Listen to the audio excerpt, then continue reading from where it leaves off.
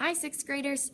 Last week we talked about equivalent ratios and how to find them. If you know one ratio and you know a number from the other ratio, how to find that second number to make the ratios equal.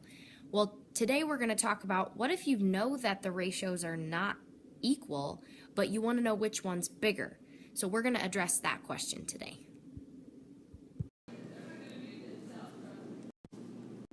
Okay, so the first thing we have to wrap our minds around when we talk about comparing ratios is what does that actually mean? Because we already said last week that a ratio is a comparison between two numbers.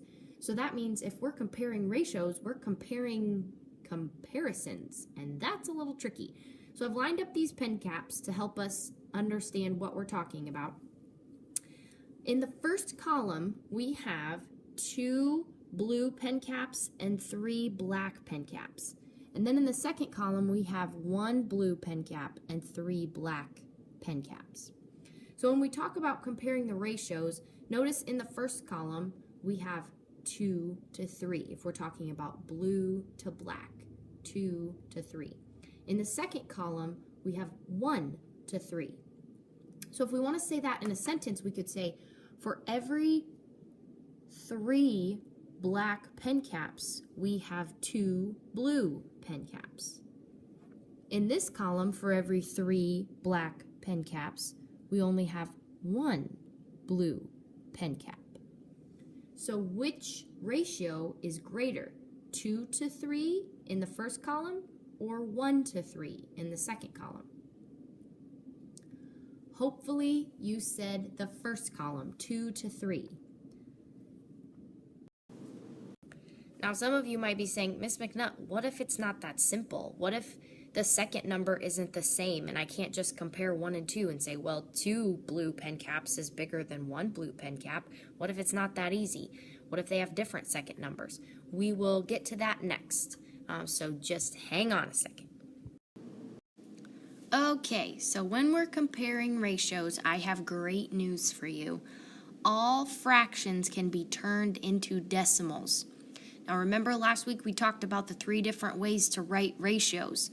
One of them was using a fraction bar. So we're going to use the fraction bar to write our ratios when we're comparing them so that we can turn them from fractions into decimals and we know how to tell which decimals are bigger. That's going to solve our problem. So let's try this. I have 2 imaginary friends. One of them, her name is Tina, and the other one, his name is Robert. Tina has 3 green circles and 5 yellow circles. Robert has 4 green circles and 7 yellow circles. Now, it's easy to tell right away which one has more circles.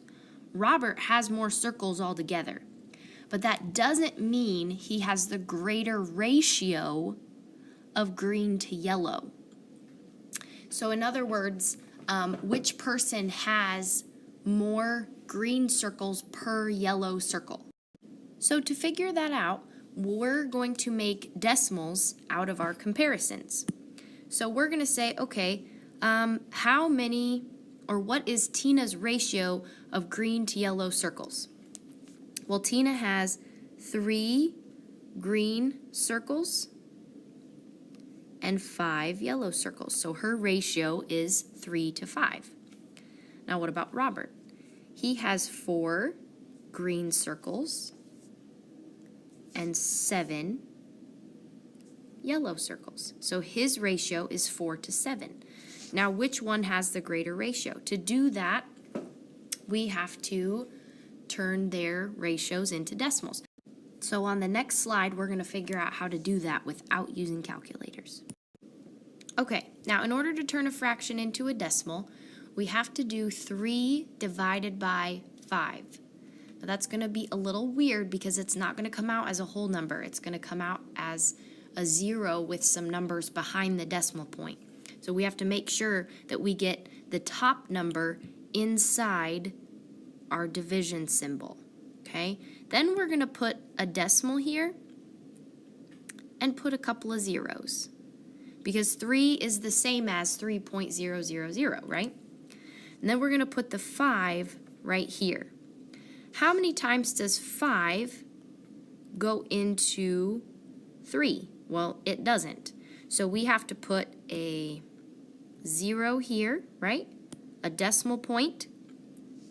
And then we're going to try the next one. How many times does 5 go into 30? Oh, 30 is divisible by 5 6 times. So we're going to put a 6 up here. 6 times 5 gives us 30. So we can write our 30 down here. Subtract 0. Now, I put these zeros here. Right here. But if we get done, if we're finished, we don't have to keep going here. So it turns out that 3/5 as a decimal is 6/10 or 0.6. All right, now what about 4/7? We can do the same thing. We got to put the 4 on the inside of the fraction bar, and we'll put a couple of zeros. The 7 goes on the outside. So we have 4 divided by 7, okay? And again, we have to ask ourselves, how many times does 7 go into 4? Well, it doesn't, so we put a 0 here and bring our decimal point up. How many times does 7 go into 40? Well, let's list our multiples of 7. 7, 14, 21, 28, 35, 42. Oh, that's too high. So let's go back to 35. That is the 5th multiple of 7. So 7 times 5 gives us 35. And if I've lost you here on any of this, I'm so sorry. I will explain it after we are done watching the video. I'm not sure how exactly you've been taught to do this. So if any of this needs re-explained, we can go over it in class, okay? But make sure you write it down in your notes that you have questions on specific things so that you don't forget to ask me, okay? Then we will do 40 minus 35 and get 5. Bring our 0 down. How many times does 7 go into 50? If we keep going with our multiples of 7, the 5th multiple was 35, so we'll go to 42, 49. Oh, that's right next to 50, so we won't be able to go any further than that. And that is our 7th multiple. 7 times 7 is 49. Subtract. And bring the 1 down. Now, we could keep going on to the next 0 if we wanted to.